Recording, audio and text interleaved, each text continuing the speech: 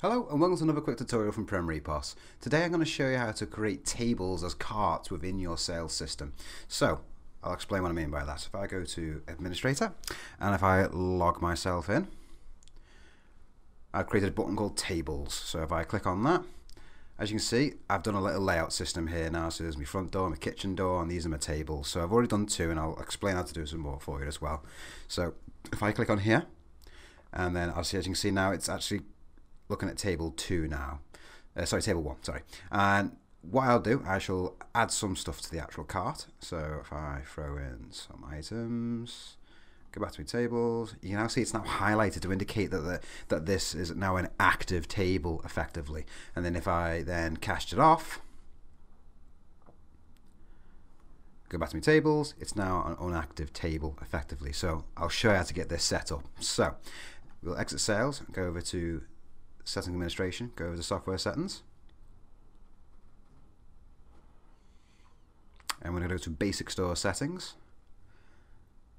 and we're going to go to Cart Names right here. So we click on here, give that a cheeky refresh. So I've already set up 2 here. So my cart number 10 is called Table 1, my cart number 11 is called Table 2. So let's add some more, shall we? So let's add in cart number 12. So we do 12. And we'll make this table 3. And we'll do another one as well. So we'll do lucky number 13.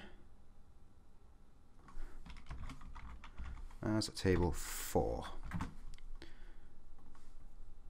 Okay, so I've mapped out some of my carts now to indicate tables within my restaurant or bar or anything like that. So once I'm happy I've mapped them all out, and now I need to put them into the sales screen now. So to do that, we'll save those settings and we'll go over to the sales and sales layout system. Okay, let's get that nice and big for you. So double click on here. So what we're going to do, we're going to add those 2 tables onto here now and show you how to do that now. So we click on the said button, and then we're going to insert a function to it. So we'll click on Insert Function, and then we will now search, make it nice and simple, and just type in cart.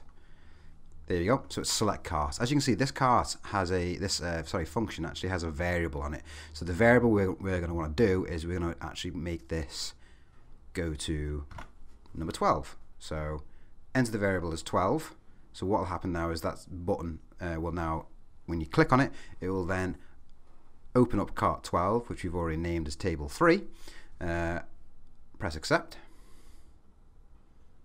Okay, now that function has now been inserted down here like so. So now all we need to do is just give it a name. So we'll name that button table 3. There's a few little extra bits you need to do now as well to make it nice and complete. You can nip over to the properties section here. What we can do, we can now change this now to make that, obviously when it fades out and fades back in again. So this is what this is for here. So we won't make it as a standard object. We actually want to make it a change cart object. And we'll make the variable the same as what we put in for the actual function. So we'll have that as, that was 12, wasn't it? So yeah, go to 12 on that one. I can double check that. Yeah, it was 12. So you can see table 2 there, say it's not change cart, number 11, number 10, number 12. So let's do it again for this one here like so. There's another quick way of doing it as well. We can actually go to insert special object and then click on, where is it now? Sales cart, right there. So we click on sales cart. Oh no, sorry. My apologies, wrong one. It is, sorry, change cart. Click on change cart. It'll now ask you obviously what cart number it is, and we already know this one's number lucky 13. So what that should have done is it should have actually changed it for me now already here, already pre-done. So all we need to do now is do table 4. So we can do a little quick review. So table 1 goes to cart 10, table 2, number 11, 12, and 13. So now if we close up here, go on to here now, back over to tables, they're all faded now. So that was the idea of doing that little extra section in the properties. So if I click on table 4 now, it's opened up table 4 right there. So if I just nip out and put some products in here like so, go back over to my tables, that's now highlighted. If I nip over to table 1, it's now swapped over to table 1. And let's throw some items in there as well, like so. Go back over to tables. Now that's highlighted now. So that's how you can pool all the information into a cart, or obviously a table in this case. So obviously that's how you can actually sort out any of your guests who are actually sitting at tables, and obviously you can serve them that way and have everything all tracked and traced.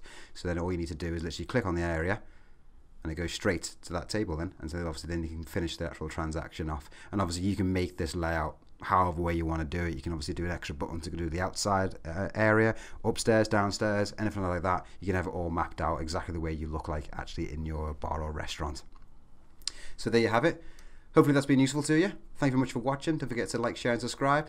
See you next time. Take care.